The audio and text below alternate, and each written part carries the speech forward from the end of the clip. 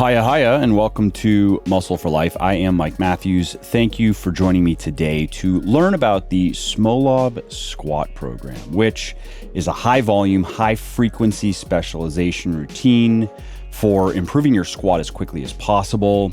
It is also extremely difficult. It's probably one of the most popular, difficult programs that you can follow. Many hardcore weightlifters consider it a rite of passage of sorts. But if you like to squat, or if you don't like to squat, but you want to get better at squatting, it is a very effective way of doing a lot of squatting and getting better at squatting. It is not just a vain and masochistic way to brag on social media. But it is not for everyone, and it is not always warranted. It depends on your circumstances and your goal. Some people should consider following it, and some people should not. And I'm going to be breaking it all down in today's podcast. Before we sink our teeth into it, have you ever wondered what strength training split you should follow? What rep ranges you should work in? How many sets you should do per workout or per week? Well, I created a free 60-second training quiz that will answer those questions for you and others, including how frequently you should train each major muscle group, which exercises you should do, what supplements you should consider, which ones are at least worth taking, and more. To take this quiz and to get your free personalized training plan, go to muscleforlife.show, muscleforlife.show/training quiz. Answer the questions and learn exactly what to do in the gym to gain more muscle and strength. All right, so what is this Smolov squat program? Why is it called the Smolov program? Well, it is a 13-week weightlifting program that is specifically designed to maximally increase your squat strength. And it was named after its creator and the Russian master of sport, as he is often referred to, Sergei Smolov, who reportedly used the principles of this program to train the dominant Russian weightlifters of the mid to late 20th century. And because of their success, Smolov became a mainstay in Soviet weightlifting circles, but it didn't gain international notoriety until 2001, when former Soviet Special Forces physical training instructor and leading fitness figure Pavel Tsatsouline wrote about it in the now defunct Powerlifting USA magazine. And since then, Smolov has become infamous for its brutal, high-frequency, high-intensity approach to squatting that often promises, depending on who's pitching it, but you will often see people say that in 13 weeks, just 3 months basically, you can add up to 100 pounds to your squat 1 rep max. Now, I mentioned, though, that Smolov is not for everyone. So before I talk about who it is for, let me be very clear about who it is not for. So do not do this program if you haven't been weightlifting for at least 3 years and you haven't been doing proper strength training for at least 3 years. Do not do Smolov if your squat strength is already progressing regularly on a different program that you like. Just keep going. Do not do Smolov if you can't train 4 days per week. Don't do it if you're cutting. It is far too intense. If you are also in a calorie deficit, you are not going to be able to fully recover from your training. You are going to run into problems. Don't do Smolov if your recovery and sleep are already compromised. Maybe you work shifts. Maybe you are a new parent. For whatever reason, if you are not recovering and sleeping well, don't do Smolov. And don't do it if your goal is to build whole body muscle and strength, if it's not specifically to increase your squat.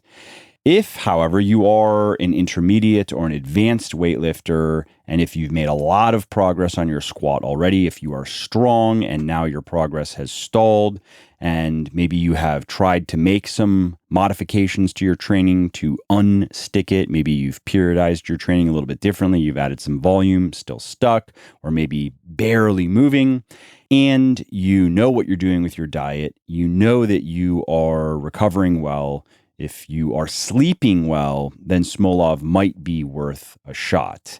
Keep in mind, though, that this program really is grueling. Many people who attempt it quit early because of exhaustion or injury. So it's really not worth even attempting unless you are psychologically all in. And because of how demanding this program is, most people who can run it successfully don't do it very often, maybe once per year, maybe even once every 1.5 or 2 years. It is definitely not a long-term lifestyle type of training program. Okay, now that the caveats are out of the way, let's talk about the program itself. How does this program work? Well, I mentioned it is a 13-week program, and in those 13 weeks, you are doing 5 phases. You're doing what's called a phase in, a base cycle, a switching phase, an intense cycle, and a taper week.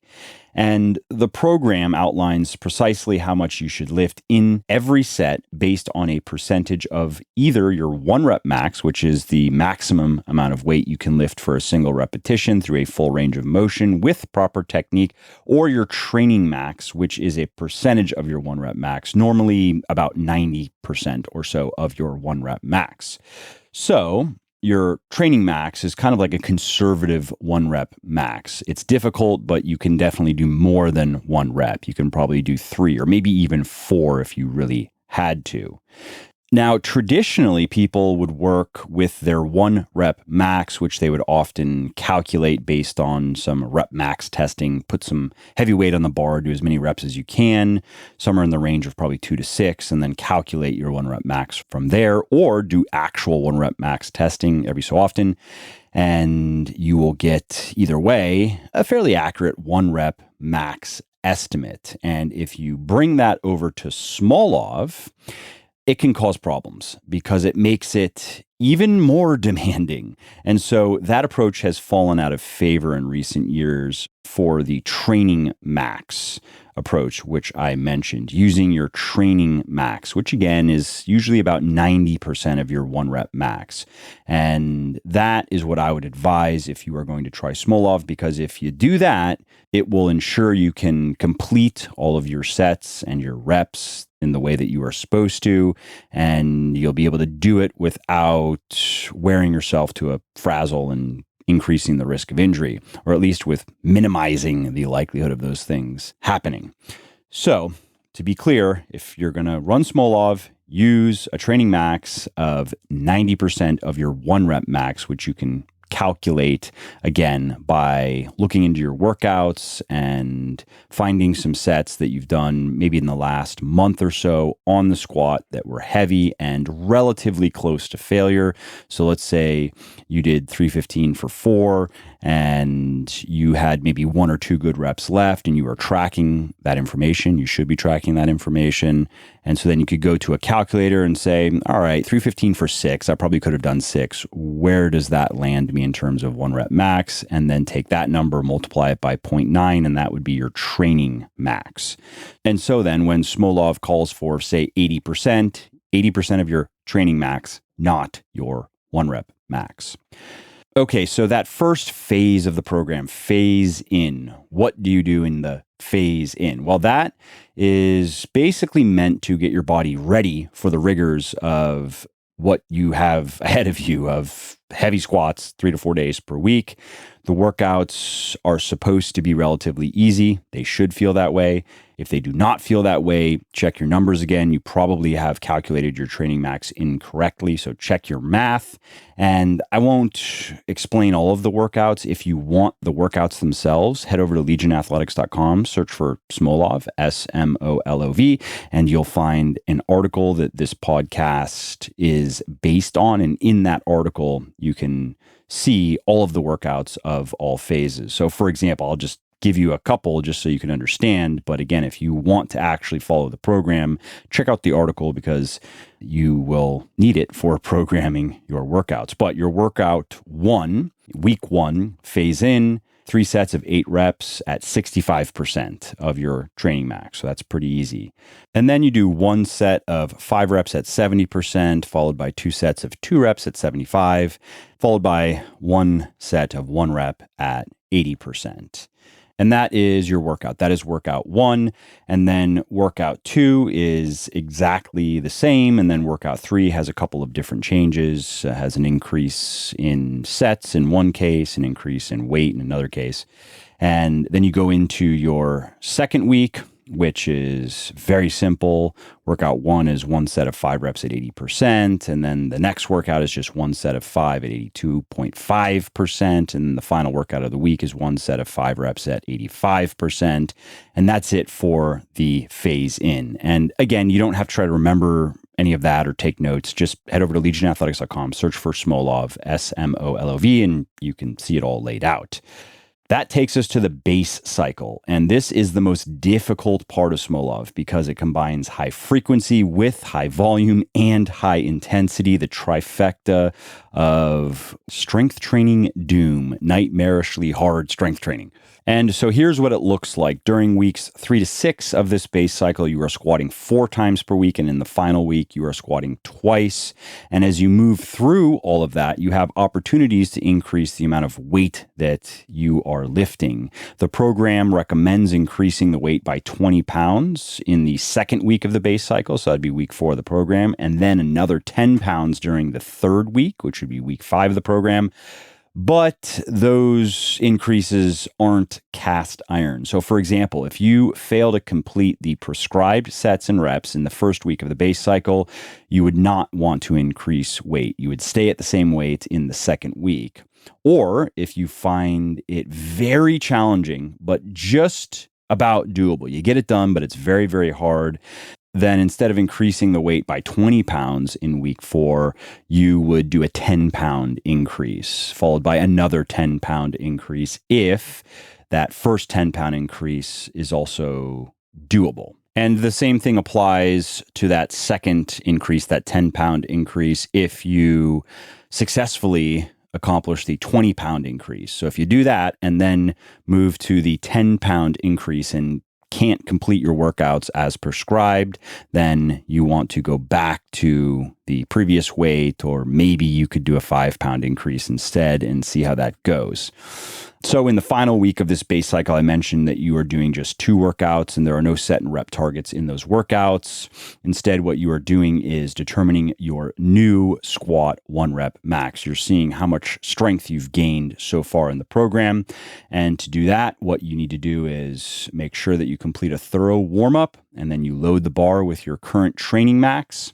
And then you perform 1 set of 1 rep of the squat, and then you rest for 3 to 5 minutes, and you add 10 to 20 pounds to the bar, or a smaller increase if that first set was very difficult.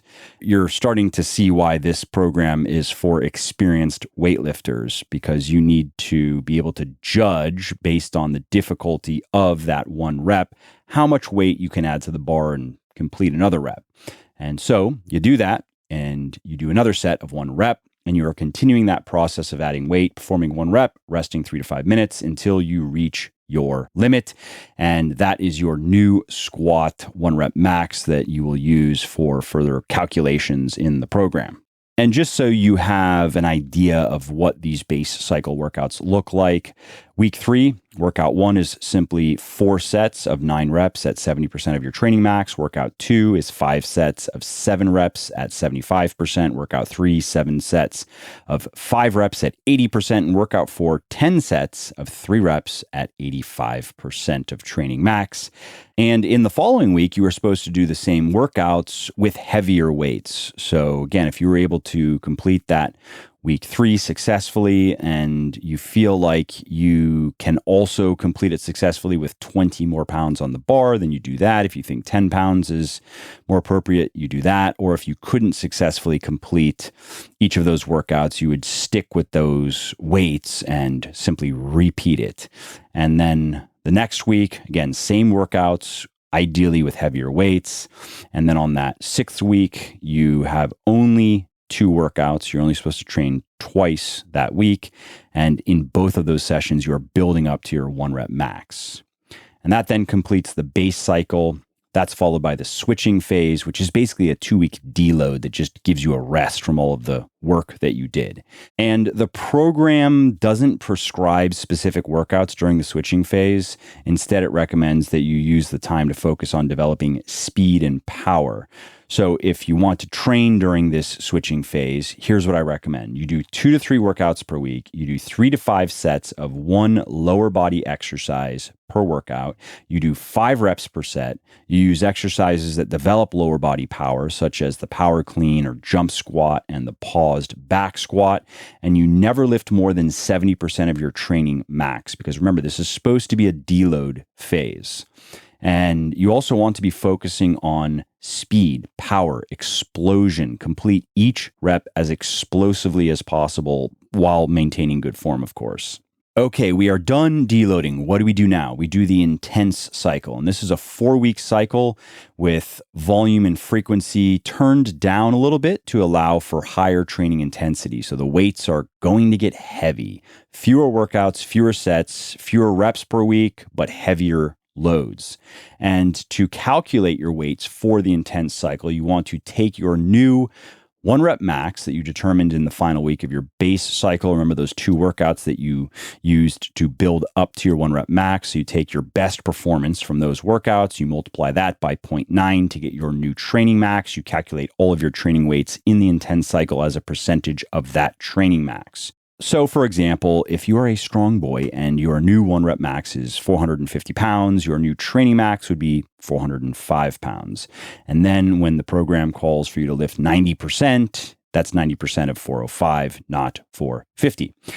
And I won't waste your time walking you through all of the workouts in the intense cycle. Again, just go over to legionathletics.com, search for Smolov, and you can check them out. But just to give you an idea, here's week 9 of the program. First week of the intense cycle. Workout 1 set of 3 reps at 65%, followed by 1 set of 4 reps at 75%, followed by 3 sets of 4 reps at 85%. So now we're getting difficult, followed by 1 set of 5 reps at 85%, quite difficult, followed by another set of 5 reps at 85%. That's workout 1. Workout 2 is 1 set of 3 reps at 60%, 1 set of 4 reps at 70, 1 set of 4 reps at 80, 1 set of 3 reps at 90. That's getting difficult. 2 sets of 5 at 85%. That's pretty difficult. And the final workout is 1 set of 4 at 65, 1 set of 4 at 65, 1 set of 4 at 70, 1 set of 4 at 70, and 5 sets of 4 at 80%. And as you work through the next couple of weeks, the weights get progressively heavier. You work up to, for example, ending with 4 sets of 3 reps at 95% of your training max. And that then completes the intense cycle, and that is followed by the taper week, the final week of the program. Just 2 workouts, pretty low volume, and then you have 1 more chance to test your 1 rep max to see what all of this has wrought. And while these workouts are low volume, they are still heavy loads. Like workout 1 is 1 set of 3 reps at 70, 1 set of 3 reps at 80, 2 sets of 5 at 90, and 3 sets of 4 at 95. That's some heavy weight. That's difficult. And then you do a second workout that is similar to that, a little bit lighter weights, followed by your final build up to 1 rep max workout where you do 4 sets. And in each one, you build up to a 1 rep max. And so that's it for how the Smolov program works. Again, difficult but effective if you can do it. If you meet the criteria I shared earlier in this podcast, and if you did not hear that, go back to the beginning of the podcast and listen, because again, this program is not for everyone. I do not recommend someone jump into it simply because they think it sounds fun, or they want to show off on social media, or they want to maximize their squat. They might not be ready for it. And I want to wrap up with a couple of questions that people often ask about the program. One is if it is going to help you build muscle, or if it is good for building muscle. And there's no question that it can help you build muscle because it encourages you to progressively overload your muscles by lifting heavy weights, and that is the number one driver of muscle growth. But Smolov is not the best training program for people whose primary goal is to gain muscle in their lower body, especially if they want to gain muscle elsewhere as well, because as you have gathered by now, you don't do anything else other than squat. And the squat is a whole body exercise, but you are not going to get a big chest or big shoulders or big arms or a big back squatting. To do those things, you are going to have to follow a balanced program with a better mix of volume, intensity, and frequency, and more exercise variety. Now, another question that people will often ask is, how effective is all of that really? How much is it going to add to my squat, bottom line? And this is going to vary a lot based on various circumstances, various factors, but I would say a reasonable range of outcomes, assuming you are able to follow the program as you are supposed to and complete it, let's say anywhere from 40 to 100 pounds to your 1 rep max. Now, what about Smolov Junior? You might have heard about that if you have been poking around online to learn about Smolov. Well, that is a variation of the Smolov program that is shorter and less demanding, making it more doable for many people. It's modeled on the full version's base cycle. So if you are not ready for Smolov yet, or you just don't want to do that to yourself, you might find that Smolov Junior is a better fit.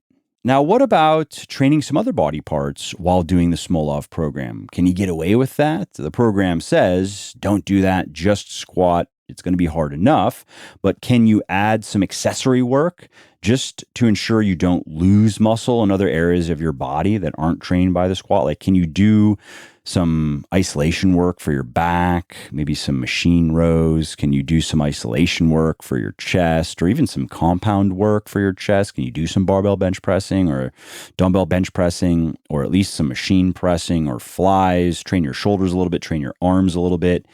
And I would say that if you can do Smolov as I have described it, and if you can recover from that amount of training, and if you can progress in the program, add weight to the bar, get stronger, there's a good chance that you can include some accessory work in the program just to maintain the muscle you have elsewhere on your body.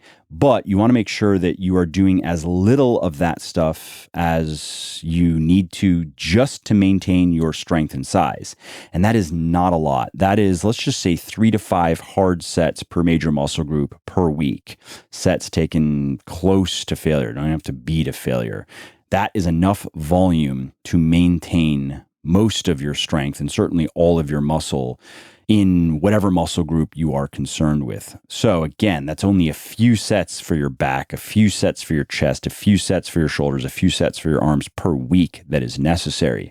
And as far as programming it, I would recommend doing just one accessory exercise per workout in the Smolov training cycles after your Smolov training. Because no matter how fit or tough you are going to be wiped after many of those workouts, and you simply are not going to want to probably do anything other than leave. So just give yourself a few sets of one accessory exercise after your Smolov work and go home, eat some food, maybe take a nap. And as for the exercises that you can do, I would generally recommend focusing on isolation exercises, but I know many people do just fine with adding some bench pressing, for example, just a few sets of maybe 4 to 6 reps or 6 to 8 reps taken close to muscular failure after the Smolov work. And then for the back, maybe something like a barbell row or some sort of machine equivalent of that. For the shoulders, maybe an overhead press or a dumbbell overhead press, barbell or dumbbell, or some sort of machine equivalent for that. Pull-ups are fine. One-arm dumbbell row, that works well. Chin up, totally fine. Lat pull down. Chest dip is another good exercise you can throw in for helping maintain your upper body strength, your pressing strength and size. And so really the point here is you just want to choose exercises that are not very demanding. No deadlifting, for example. Don't worry about your deadlift right now. And one last question that is worth answering is how to best do all of the calculations that you need to do to follow the program. Well, the easiest way to do it is just use a Smolov calculator. You can find them online. Just search Smolov calculator and it'll do all the math for you. Well, I hope you liked this episode. I hope you found it helpful. And if you did, subscribe to the show because it makes sure that you don't miss new episodes. And it also helps me because it increases the rankings of the show a little bit, which of course then makes it a little bit more easily found by other people who may like it just as much as you. And if you didn't like something about this episode or about the show in general, or if you have ideas or suggestions or just feedback to share, shoot me an email, mike@muscleforlife.com, muscleforlife.com, and let me know what I could do better or just what your thoughts are about maybe what you'd like to see me do in the future. I read everything myself. I'm always looking for new ideas and constructive feedback. So thanks again for listening to this episode, and I hope to hear from you soon.